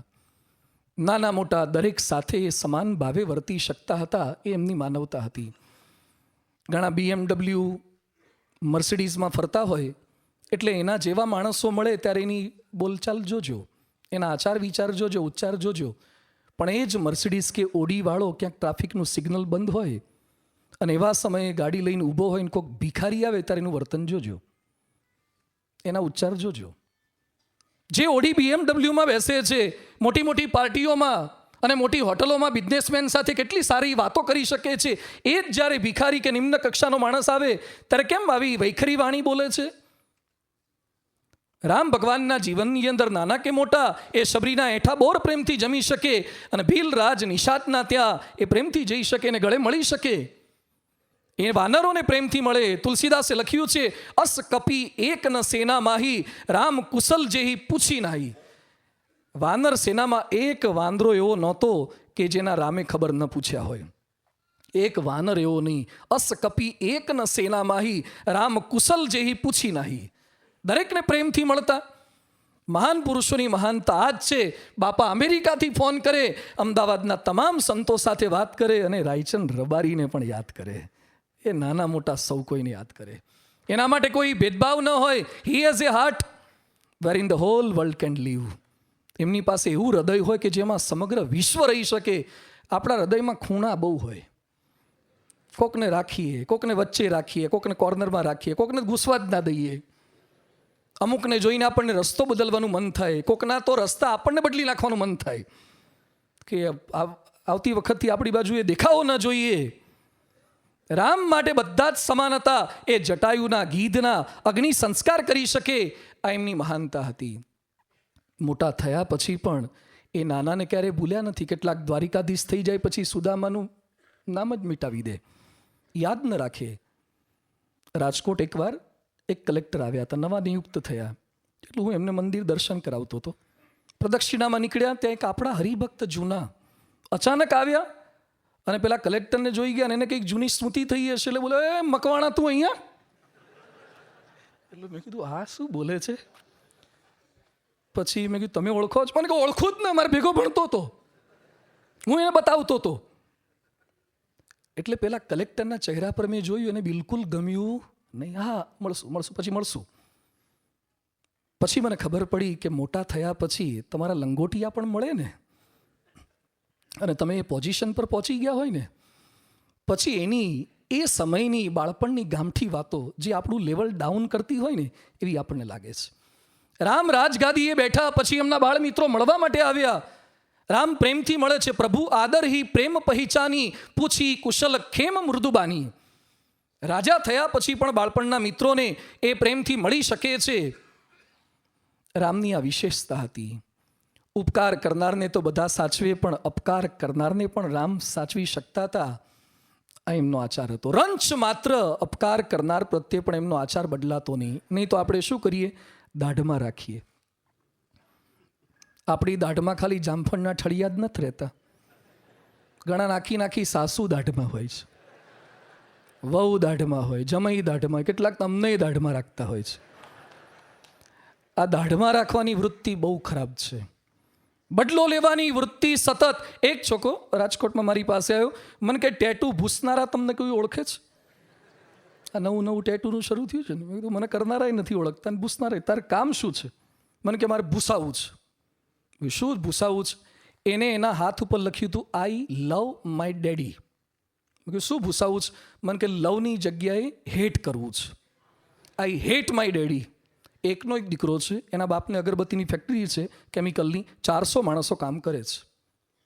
એના બાપ સાથે બન્યું નહીં, એમાં ટેટુ આખું ભૂસાઈ નખાવું છે. I hate my. 2 વાર તો એને આત્મહત્યાનો પ્રયત્ન કર્યો છે. આ માનસિકતા છે.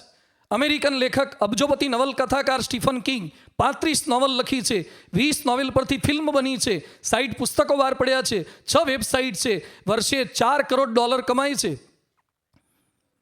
30 કરોડ નકલો વેચાઈ છે. અત્યાર સુધીમાં એને લખેલા 10 અબજ રૂપિયાના પુસ્તકો વેચાયા છે. છતાં પણ થોડાક વર્ષો પહેલાં એકવાર ચાલતા જતા હતા, એક ગાડી એમને અડફેટે લીધા, થોડુંક વાગ્યું, મરી તો ના ગયા, વાગ્યું. એણે બદલો લેવા માટે જે ગાડીથી પોતાને ઈજા થઈ હતી આખી ગાડી ખરીદી લીધી. ખરીદ્યા પછી રોજનો એનો ક્રમ પ્રાતઃ પૂજા પછી એક ધોકો લેવાનો, એક લોખંડનો દંડો રાખ્યો છે અને ગાડી પર ખીજ ઉતારે છે. આ ગાડીએ મને અથડાયો હતો. વર્ષો સુધી એણે આ ક્રમ કર્યો. માણસો નિર્જીવ ગાડીને નથી છોડતા તો કોકને અડફેટમાં ચડી ગયા હોય તો મૂકે. જ્યારે રામ વિના વાંકે વનમાં મોકલનાર કૈકેયીને પણ વનમાંથી પાછા ફર્યા પછી એક વાક્ય બોલ્યા નથી, અરે વિચાર્યું નથી, બોલવા દીધા નથી. પ્રભુ જાની કૈકેયી લજાની, પ્રથમ તાસુ ગુરુ ગયે ભવાની. અયોધ્યામાં પાછા આવ્યા પછી સૌથી પહેલા રામ કોના ઘરમાં ગયા?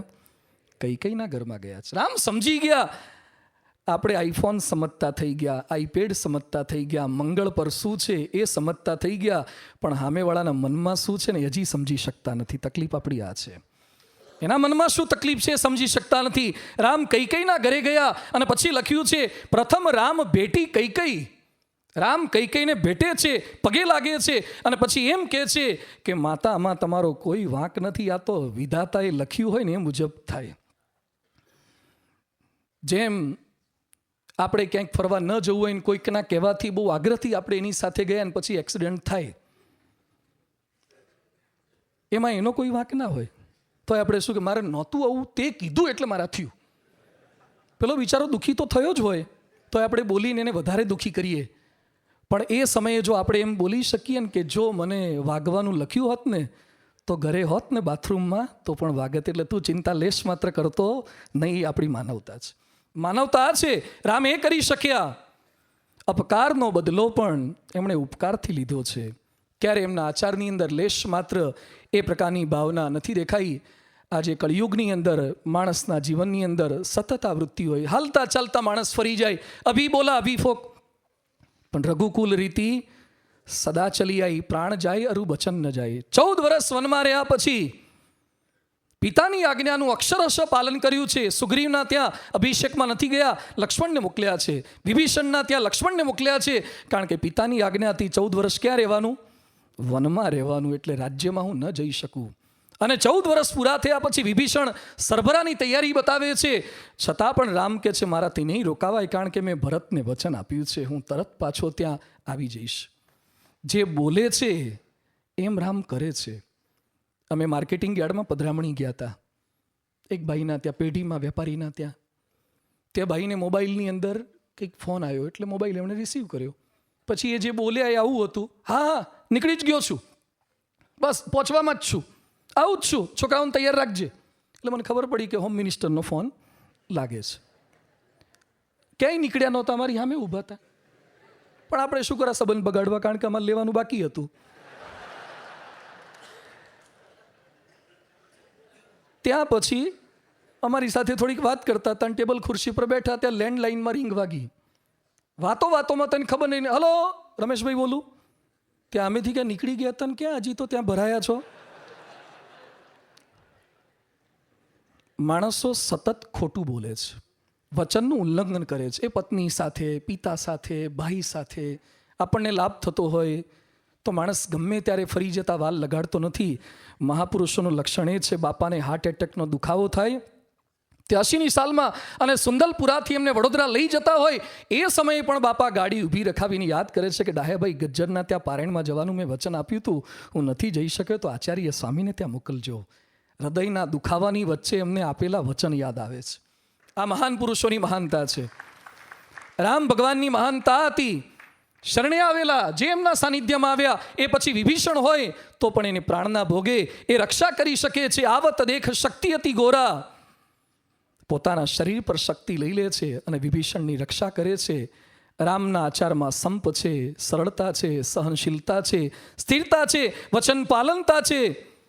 આવી એ પ્રકારની એમના જીવનની અંદર સતત માનવતા છે. એટલે રામ માટે કહેવાયું છે રામો વિગ્રહવાન ધર્મ. રામ જાણે ધર્મનું મૂર્તિમાન સ્વરૂપ છે. આજે રામને આપણે દેવતા સ્વરૂપે, મૂર્તિ સ્વરૂપે પૂજનીય, વંદનીય, સ્મરણીય ગણીએ છીએ. આજે થોડાક અનુકરણીય રામ છે. ખાલી સ્મરણીય, ખાલી પૂજનીય, ખાલી વંદનીય નથી, પણ એ અનુકરણીય છે એ જાણવાનો આપણે પ્રયત્ન કર્યો છે. રામાયણમાં 3 પ્રકારના પરિવારની વાતો આવે છે. એક નર પરિવાર, બીજું વાનર પરિવાર અને ત્રીજો દાનવ પરિવાર. આજે આપણે પસંદગી કરવાની છે કે આપણે કયા પરિવારમાં આવીએ છીએ. કોઈકનું પાકીટ મળી જાય અને કોઈકનો મોબાઈલ મળી જાય એ સમય લેવાની વૃત્તિ જાગે, બહુ ચિંતા ન કરવી, એ પ્રકૃતિ છે.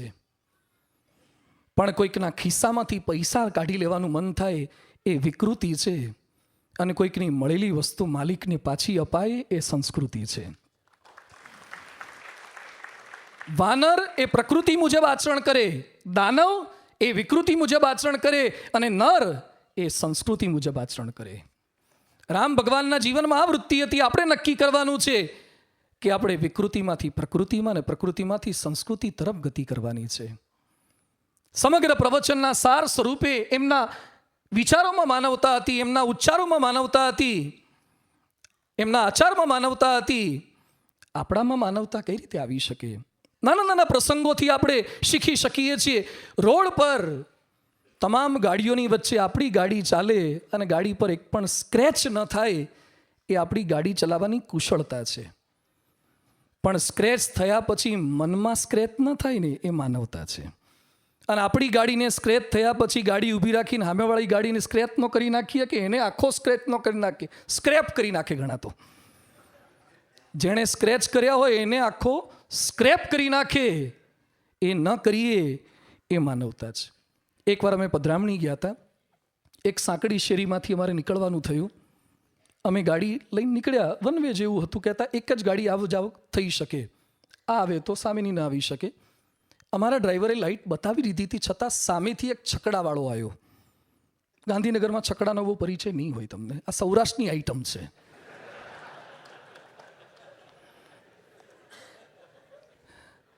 અને બસ કરતાં પણ, મિની બસ કરતાં પણ વધારે માણસો એમાં સલામત સવારી કરે છે. એટલે છકડો લઈને ભાઈ આવ્યો. આને લાઇટ મારી હતી, હોર્ન માર્યા છતાં એ વચ્ચોવચ્ચ આવીને ઊભો રહી ગયો. હોર્ન માર્યા છતાં ખસે નહીં. પછી તો એણે એવું કર્યું કે ગાડી છકડો બંધ જ કરી દીધો અને પલાઠી વાળીને બેસી ગયો. તો અમારા ડ્રાઈવરે પણ ગાડી બંધ કરી. મને કે એ જોવે છે તો આપણે જોઈ લઈએ, રસ્તો એના બાપનો છે. મેં કીધું એને તો સમય છે, એ તો આરો આખો દિવસ બેસી રહેશે, આપણે શું કરવાનું? મને કે એ ના જાય તો આપણે શું કરવા પાછું જવાનું? બધું યાદ રાખ, છકડામાં રિવર્સ ગેર ક્યારે હોતા? આપણી ગાડીમાં રિવર્સ ગેર છે. એટલે આખા પ્રવચનમાંથી એટલું યાદ રાખજો કે આપણામાં રિવર્સ ગેર છે. સામેવાળો ભલે રિવર્સ ના લે, એ ભલે પાછું ન વળે, આપણે પાછા વળવું છે, એ આપણી માનવતા છે. રામ એ કરી શકતા હતા. પણ આપણી કમજોરીની વાત એ છે, ઇન્ફોસિસના નારાયણ મૂર્તિ કહે છે, we have always known that Indians were great at thinking, at strategy, but there has been always gap between our thoughts and action. આપણા વિચારોમાં અને આપણી ક્રિયાઓની અંદર બહુ જ મોટો ભેદ દેખાય છે. રામના વિચારોથી, ઉચ્ચારોથી, આચારોથી આપણને આનંદ થયો, પણ એ જ આપણામાં આવે તો પરમેનન્ટ આનંદ થશે. બીજું બનાય કે ન બનાય, પણ પૂર્ણ માનવ તો બનવું જ છે. ભારત દેશમાં રામનું રાજ્ય આવે એ સરકારનું કામ છે, પણ આપણા દેહમાં રામનું રાજ્ય આવે ને એ તો આપણા હાથમાં છે. દેશમાં રામનું રાજ્ય એ આપણા હાથમાં નથી, પણ દેહમાં રામનું રાજ્ય એ આપણા હાથમાં છે. ઘણા સાંભળ્યા પછી શું કહે છે, આ તો રામ કરી શકે, આપણું કામ નહીં. એટલે પ્રવચન પૂરું. રામથી થાય, શું કર્યું એમણે, આપણાથી ન થાય. એવા જ પ્રસંગો કીધા છે જે આપણે કરી શકીએ. રામે માનવ થઈને કર્યું છે. પણ આપણી મૂંઝવણ એ છે, તું પાંડવ, તું કૌરવ, મનવા, તું રાવણ, તું રામ, હૈયાના કુરુક્ષેત્ર પર પળપળનો સંગ્રામ. આપણને ક્યારેક આપણામાં રામની અનુભૂતિ થાય છે ને ક્યારેક રાવણની. આપણામાં ક્યારેક પાંડવની અનુભૂતિ થાય છે અને ક્યારેક કૌરવની અનુભૂતિ થાય છે. તો આપણી દાનવતા કઈ રીતે ઘટે અને માનવતા કઈ રીતે વધે? ભગવાન સ્વામિનારાયણ સમાધાન આપતા પ્રથમના 70માં કહે છે, સત્સંગનો યોગ રાખે તો માનવતા વધે, સજ્જનતા વધે. કુસંગનો યોગ રાખે તો દાનવતા વધે. મહાપુરુષનો યોગ થાય, પરમ પૂજ્ય પ્રમુખ સ્વામી મહારાજ જેવા, મહંત સ્વામી મહારાજ જેવા મહાપુરુષ જેવા સાનિધ્ય માત્રથી આપણામાં માનવતા મોરી ઉઠે છે. વર્ષો સુધી વાતો સાંભળ્યા પછી અનેક તીર્થયાત્રાઓ કર્યા પછી જે માનવતા ન આવી શકે, માનવતાની વાતો કરવી બહુ સરળ છે, પણ એને વિચારમાં, ઉચ્ચારમાં ને આચારમાં લાવવીને એ ચણા ચાવવા જેવું કઠિન છે. પ્રમુખ સ્વામી મહારાજ કે મહંત સ્વામી મહારાજ એ માનવતાના ગૌરી શિખર પર છે. એમની કહેણીને રહેણી એક સરખી, આંતરબાહ્ય જીવન એક સરખું. એ રાગ અને દ્વેષથી પર હતા, વંદે તેનું પણ ભલું કરતા અને નિંદે તેનું પણ ભલું કરતા. સફળતામાં ક્યારેય બાપા ફૂલાયા નથી અને નિષ્ફળતામાં ક્યારેય કરમાયા નથી. ગરીબ કે અભણ કોઈ પ્રકારના એમણે ભેદ રાખ્યા નથી. 7 લાખ પત્રો લખ્યા છે, 2.5 લાખ ઘરોમાં ગયા, લાખો લોકોને મળ્યા, અનેકના હૈયાની હોળી શમાઈ. એના કરતાં વધારે મોટી માનવતા કઈ હોઈ શકે? રક્તદાન, નેત્રદાન, રોગ નિદાન અને હોસ્પિટલો દ્વારા એમણે કેટલા લોકો નિરાધાર હતા એના આધાર બન્યા છે. સ્કૂલો, છાત્રાલયો દ્વારા એમણે સતયુગના બાળકોનું સર્જન કર્યું છે. મોરબી રેલ રાહત કે ભુજ ભૂકંપ કે સમુદ્રાલ એવા સમયે ગામ બનાવીને એમણે અનેકના આધાર બન્યા છે. જેમના સંપર્ક માત્રે, સ્મરણ માત્રે દુરાચારમાંથી સદાચાર થઈ જાય. બાપા ધામમાં ગયા ને પછી એટલા પ્રસંગો બન્યા. પ્રમુખ સ્વામી મહારાજના અગ્નિ સંસ્કારમાં જે લોકો આવ્યા ને એ કેટલાય નિર્વ્યસની થઈને ગયા. અરે કેટલા એવા પ્રસંગો તમે સાંભળ્યા હશે કે પોતાના ઘરે બેઠા બેઠા ટીવી પર બાપાના અગ્નિ સંસ્કાર જોયા ને એ લોકો નિર્વ્યસની થઈ ગયા છે. ખાલી સમાચાર સાંભળ્યા, અનેક પ્રકારના ઝઘડા મટી જાય. જેના સ્મરણ માત્રે માનવતા મોરી ઉઠે એ આપણા ગુરુ છે, એ પ્રમુખ સ્વામી મહારાજ છે. જેના સાનિધ્ય માત્રની અંદર શુભ વિચારો આપણને આવે, એમનું પરમ પવિત્ર જીવન છે. તો રામ ભગવાનમાં જે માનવતા હતી, 21 લાખ વર્ષ જૂની માનવતા, એ આજે પણ ગુણાતીત પરંપરા દ્વારા જીવંત છે. આજે પણ એનો સમાગમ આપણે કરી શકીએ છીએ. ન તો વાલ્મીકી રામાયણમાં રહે, ન તો તુલસી રામાયણમાં રહે, પણ એ માનવતાને આપણા જીવનમાં આવિર્ભાવ કરી શકીએ મહાપુરુષોના સંગમાં રહી. આજે ભગવાન સ્વામિનારાયણ, ભગવાન શ્રી રામ, પરમ પૂજ્ય પ્રમુખ સ્વામી મહારાજ, પરમ પૂજ્ય મહંત સ્વામી મહારાજના શ્રી ચરણોમાં પ્રાર્થના કરીએ કે જે વિચારોની, ઉચ્ચારોની, આચારોની માનવતાની વાતો કરી છે એ કદાચ બધું અમે એક સાથે દાખવી ન શકીએ, પણ આજના વ્યાખ્યાનની પૂર્ણાહુતિ પછી 1 સ્ટેપ અહેડ, એકાદ ડગલું પણ અમે માનવતાના પંથે પ્રયાણ કરી શકીએ. આપના જીવનમાંથી અહર્નિશ પ્રેરણા પ્રાપ્ત કરતાં કરતાં અમે વધુ સારા માનવ બની શકીએ. અમારા યોગમાં આવનાર અનેક લોકોને માનવતાના માર્ગે પ્રયાણ કરાવી શકીએ. એ બળબુદ્ધિ શક્તિ આપણને સૌ કોઈને પ્રાપ્ત થાય, એ જેમના